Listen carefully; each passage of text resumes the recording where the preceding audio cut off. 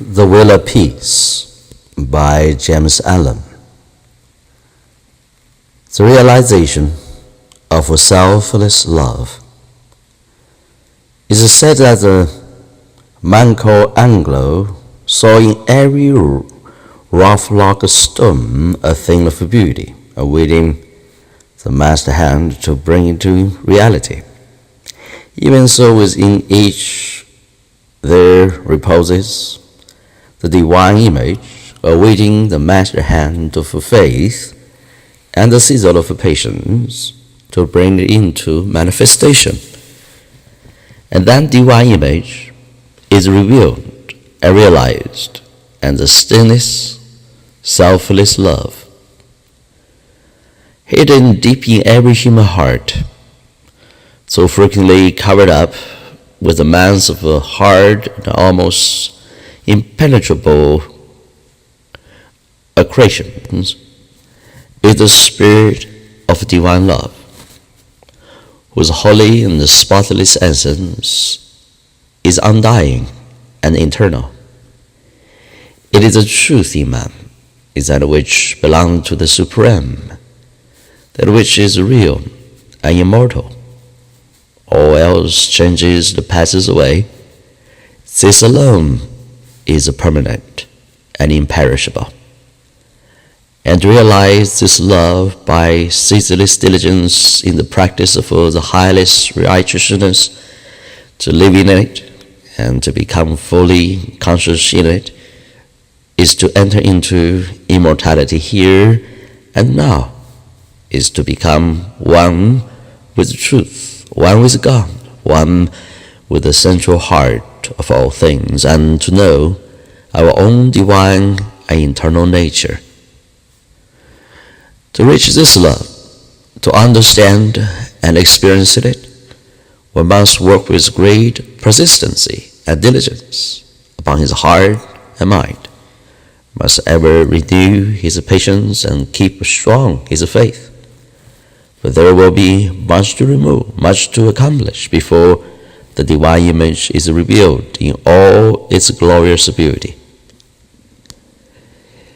He who strives to reach and to accomplish divine will be tried to the very uttermost, and this is absolutely necessary, for how else could one acquire that sublime patience without which there is no real wisdom, no divinity? Ever and anon, as he proceeds, all his work will seem to be futile, and his efforts appear to be thrown away. And now and then a hasty touch will mar his image, and perhaps when he imagines his work is almost completed, he will find what he imagined to be the beautiful form of divine love utterly destroyed, and he must begin again with his past bitter experience to guide and help him. But he who has resolutely set himself to realize the highest recognizes no such thing as defeat. All failures are apparent, not real. Every slip, every fall, every return to selflessness, every return to selfishness is a lesson learned, experience gained, from which a golden grain of wisdom is extracted, helping the striver towards the accomplishment of his lofty object. To recognize that of our vices we can frame a land, if we will but tread beneath our feet each deed of shame, is to enter the way that leads unmistakably toward the divine, and the feelings of one who thus recognizes that there are so many dead cells upon which he rises as upon stepping stones to higher things. Once come to regard your feelings, your sorrows, your sufferings, as so many voices telling you plainly where you are weak, and faulty, where you fall below the true and the divine, where you will then begin to ceaselessly watch yourself, and every slip Every pound of pen will show you where you are to set to work, and what you have to remove out of your heart in order to bring it nearer to the likeness of the Divine, nearer to the perfect love. And as you proceed, day by day, detaching yourself more and more from the inward selfishness, the love that is selfless will gradually become revealed to you. And when you are growing patient and calm, when your petulances, tempers, and irritabilities are passing away from you, and the more powerful lusts and prejudices cease to dominate and enslave you, then you will know that the Divine is awakening within you, that you are drawing near to the internal heart, that you are not far from the selfless love, the possession of which is peace and immortality. Divine love is distinguished from human loves. It is supremely important in particular.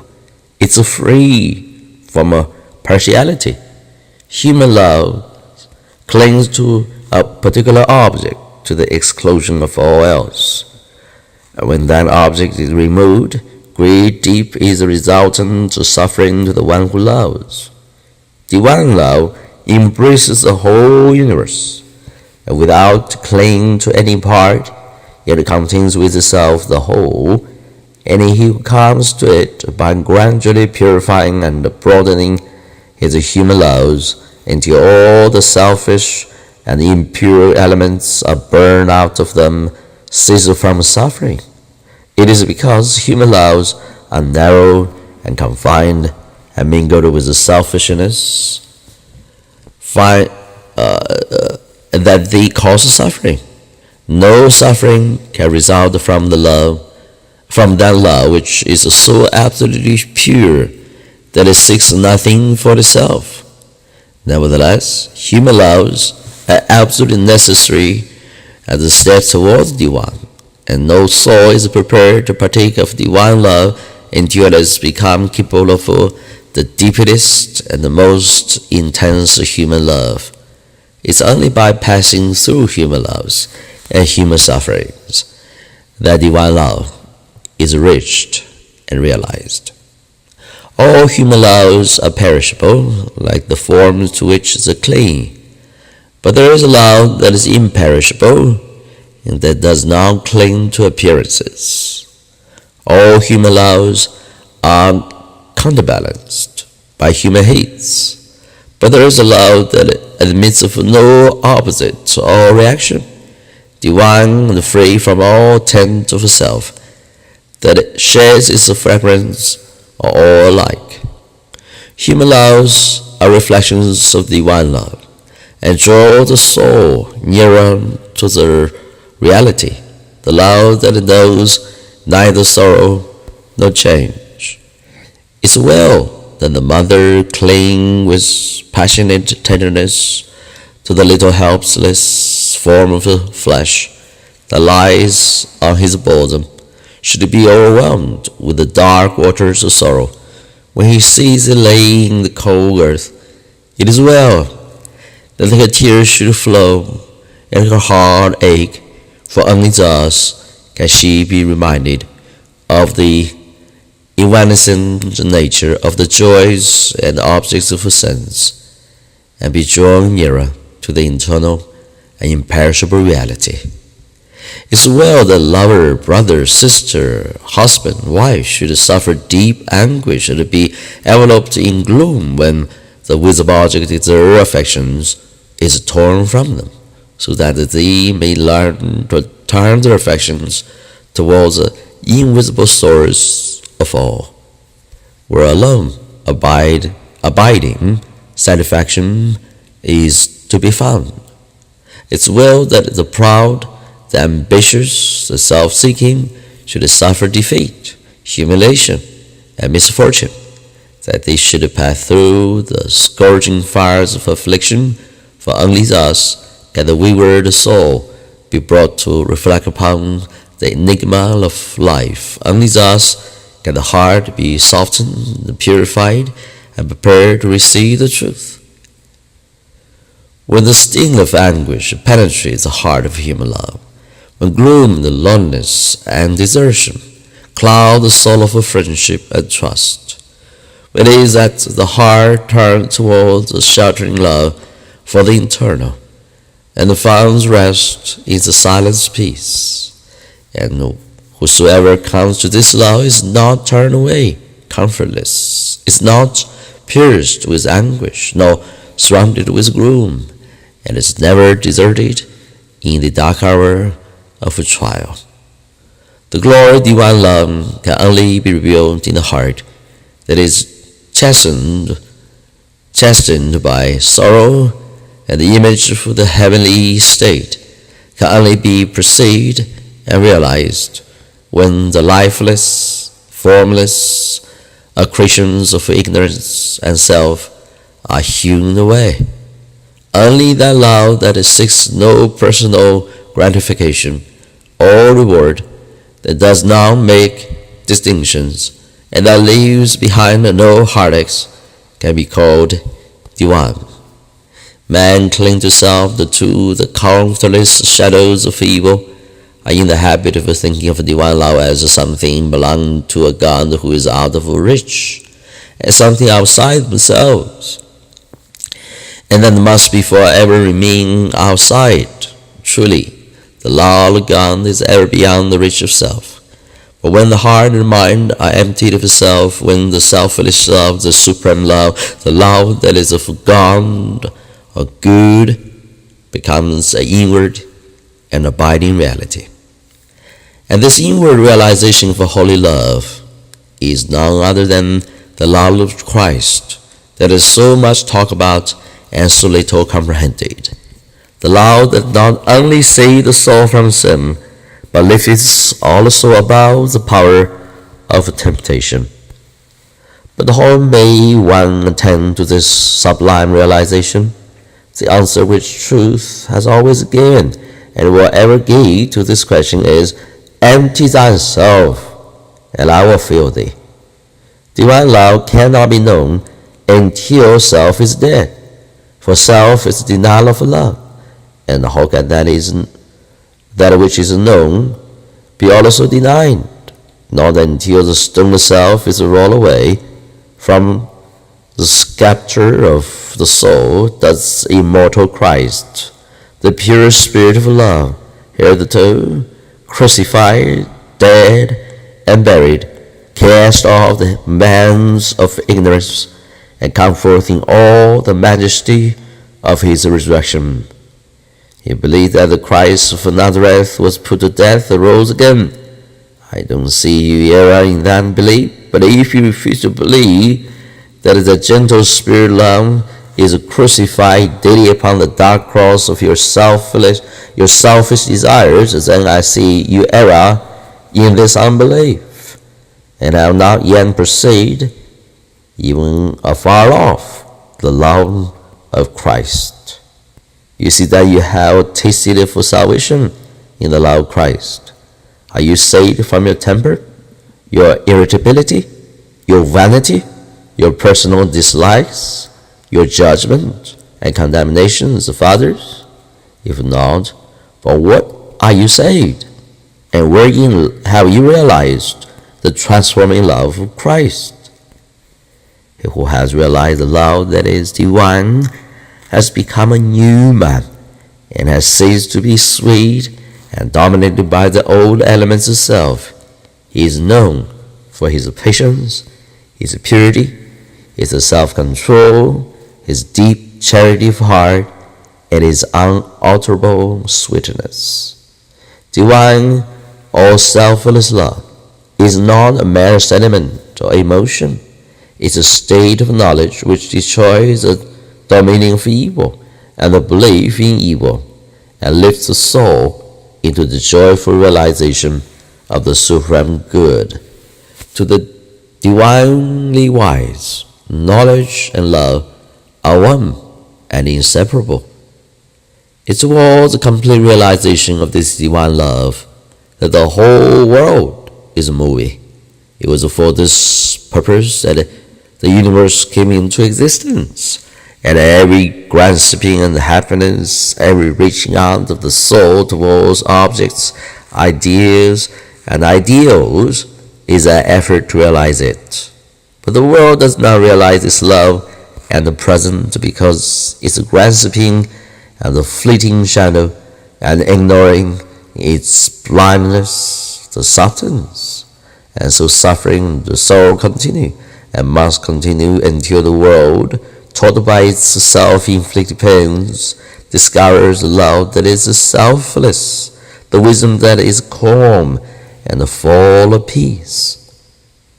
And this love, this wisdom, this peace, this tranquil state of mind of the heart may be attained to, may be realized by all who are willing and ready to yield up self and who are prepared to humbly enter into a comprehension of all that the giving up of self involves.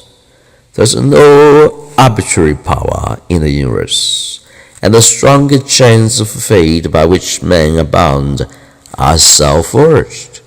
Men are chained to that which causes suffering because they desire to be so, because they love their chains, because they think the little dark prison self is sweet and beautiful, and they are afraid that if they desert and prison, they will lose all that is real and worth having. Ye suffer from yourselves, none else compels.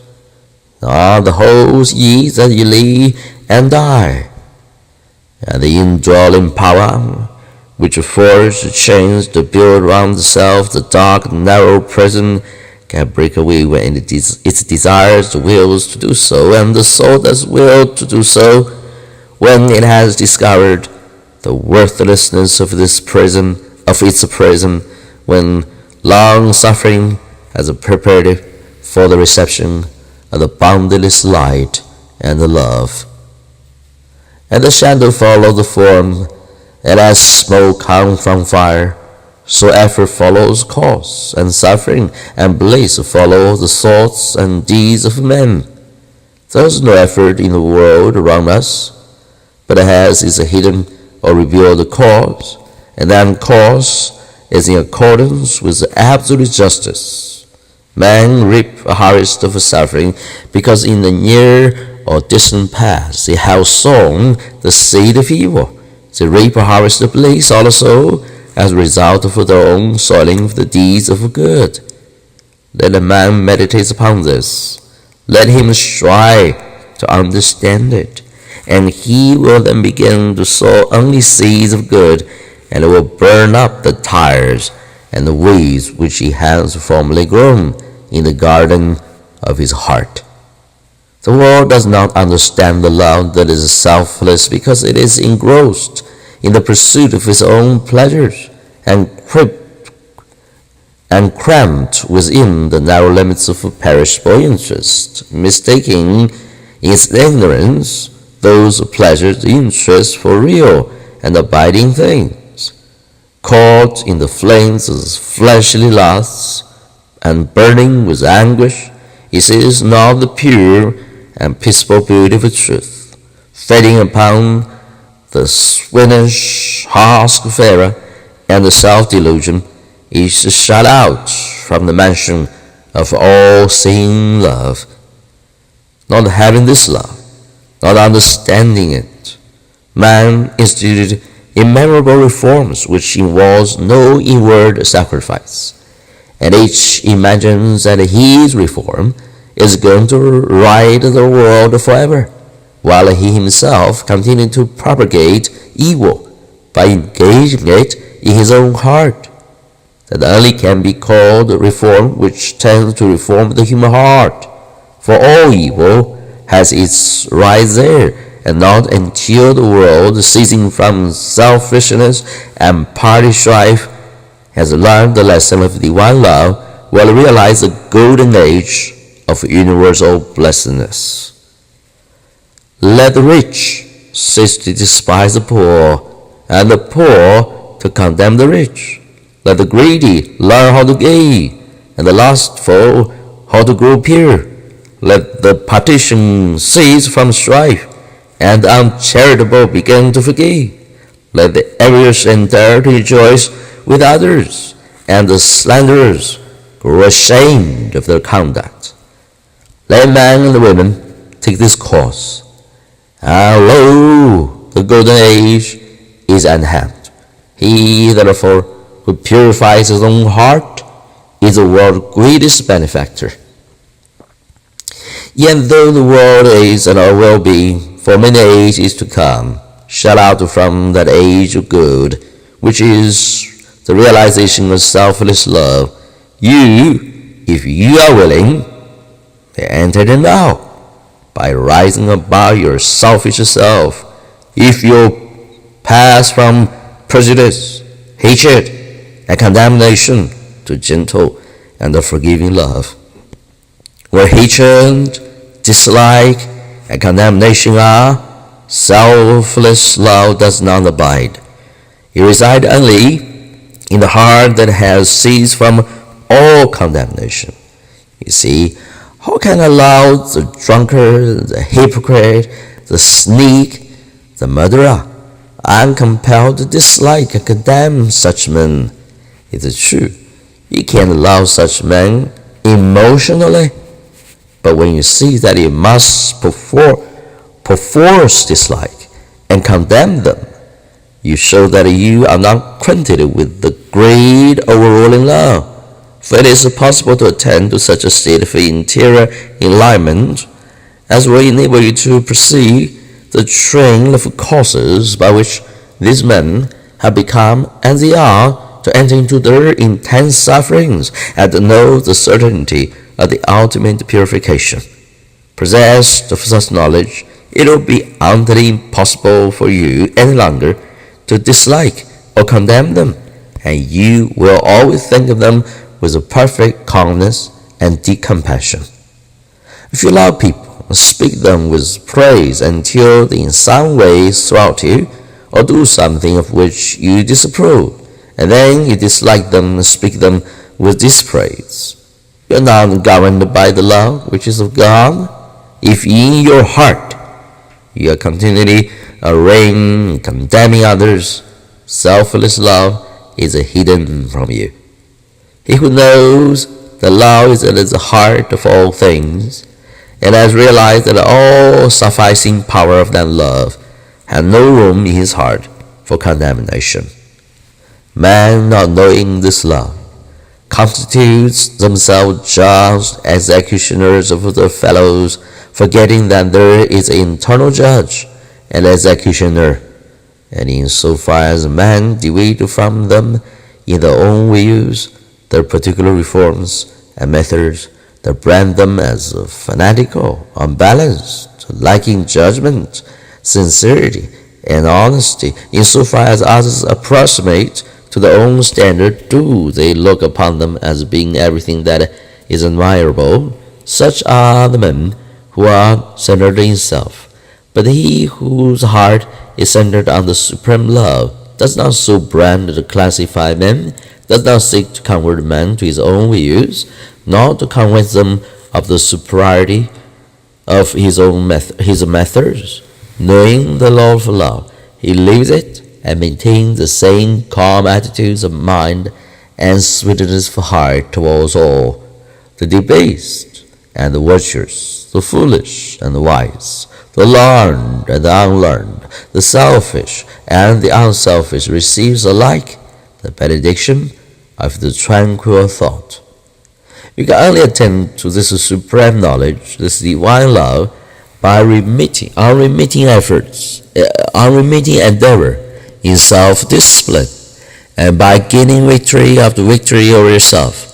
Only the pure in heart see God, and when your heart is sufficiently purified, you will enter into the new birth, and the love that does not die, nor change, nor end in pain the sorrow will be awakened within you, and you will be at peace. He who strives for the attainment of divine love is ever seeking to overcome the spirit of condemnation. For where there is pure spiritual knowledge, condemnation cannot exist, and only in the heart that has become incapable of condemnation is love perfected and fully realized. The Christian condemns the atheist. The atheist satirizes the Christian. The Catholic Protestants are ceaselessly engaged in worldly warfare, and the spirit of strife and hatred rules where peace and love should be. He that hates his brother is a murderer, a crucifier of the divine spirit of love, and until he can regard a man of all religion and of no religion with the same impartial spirit, with all freedom from dislike, and with a perfect equanimity, you have yet to strive for that love which bestows upon its possessor freedom and salvation. The realization of divine knowledge, selfless love, until it destroys the spirit of condemnation, disperses all evil, and lifts the consciousness to the height of pure vision, where love, goodness, justice are seen to be universal, supreme, all-conquering, indestructible. Train your mind in strong, impartial, and gentle thoughts. Train your heart in purity and compassion. Train your tongue to silence and to be true, and to true and stainless speech. So shall you enter the way of holiness and peace, and shall ultimately realize immortal love. So living without seeking to convert, you will convince. Without arguing, you will teach. Not cherishing ambition, the wise will find you out, and without striving to gain men's obedience, you will subdue their hearts. For love is all-conquering, all-powerful, and the thoughts and deeds and words of love can never perish. To know that love is universal, supreme, all-sufficing, to be freed from the tremors of evil, to be quit of the inward unrest.